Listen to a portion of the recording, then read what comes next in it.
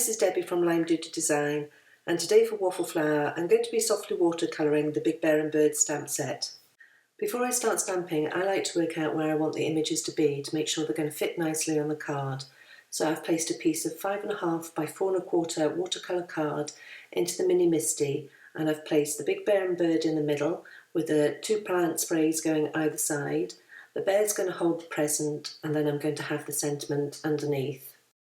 For now I've removed the present and the sentiment, and I'm going to stamp the Big Bear and Bird and the 2 plant sprays. I've closed the door of the Misty to pick up the stamps where I'd aligned them, and then I'm going to stamp them in some antique linen distress ink. This ink will give me an outline to work with, but because it is both light in colour and reacts with water, then as I start watercolouring, the ink will blend into the paint to give a no-line watercolour look. Once I stamped the image, I could see where the outline was, but it wasn't very clear, so I decided I was going to stamp it again to make sure that I had a clear outline to work with. And that's one of the benefits of having a stamp positioning tool such as the Misty, is that you can stamp an image multiple times to make sure you get a good impression. I've lined up the present so it looks like the bear's holding it, and I've stamped that again in antique linen distress ink, and I've also added the little heart images coming from the top of the bird there.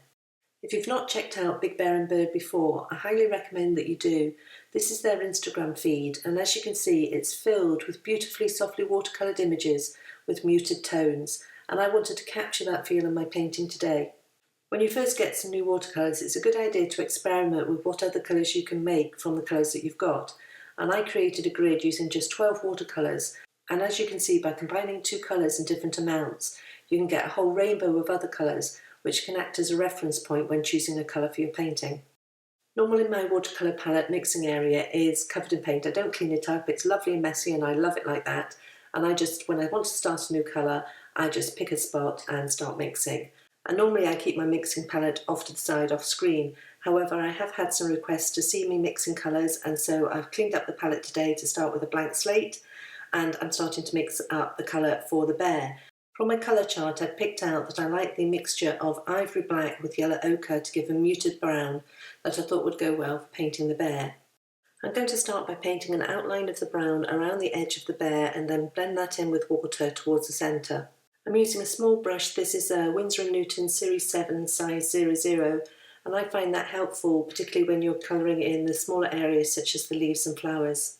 I will be going over this area several times and adding deeper shadows. However, already you can see that the antique linen distress ink is starting to blend into the watercolour to give that no-line watercolour look. I'm going to speed this video up because I think it took me about an hour to paint this card, and that's too long a video to share with you here. But just so you know, this is sped up 4 times faster than real time speed. I'm working my way around the edge of the bear, adding the paint towards the edge and then blending in with the water, dotting back in paint along the edges so that you're getting that deeper area around the edge with a lovely blending in towards the centre. I'm trying to find that balance between getting some depth and detail into the watercolouring while still getting that softly muted watercolour look of the Big Bear and Bird style. I've just added some Daniel Smith quinacridone coral for the cheeks, starting to build up some overly rosy cheeks. For the bear, the original colours I used were Schminke Ivory Black with Schminke Yellow Ochre, and now for the leaves I'm using a combination of Schminke Prussian Blue with Schminke Yellow Ochre. Again, I'm using an outline of watercolour around the leaves and then blending that in towards the middle.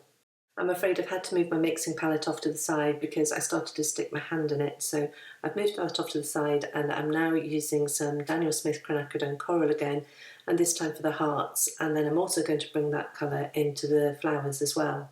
I'm keeping this base layer of watercolour quite light because I find it easier to add depth later than it ever is to try and take colour away. For this second type of flower, I'm adding a dilute mix of yellow ochre, and I'm finding that as the paint is drying, that everything is drying back quite pale, and so I'm going to go back in and add some extra depth with another layer of watercolour over the top of everything. So I'm going to start with the leaves, and I'm bringing in again the Prussian Blue mixed with yellow ochre and giving a quick second layer to add some more depth. I've also added a second layer of quinacridone coral to the pink flowers, and I'm now coming in with a much deeper outline to the bear and blending that in towards the middle again. I want to add some definition and depth to make this look 3-dimensional. Once the bear was dry, I mixed a little yellow ochre with some lemon yellow to give a brighter yellow for the bird, and then still using a small paintbrush I started adding some finer details.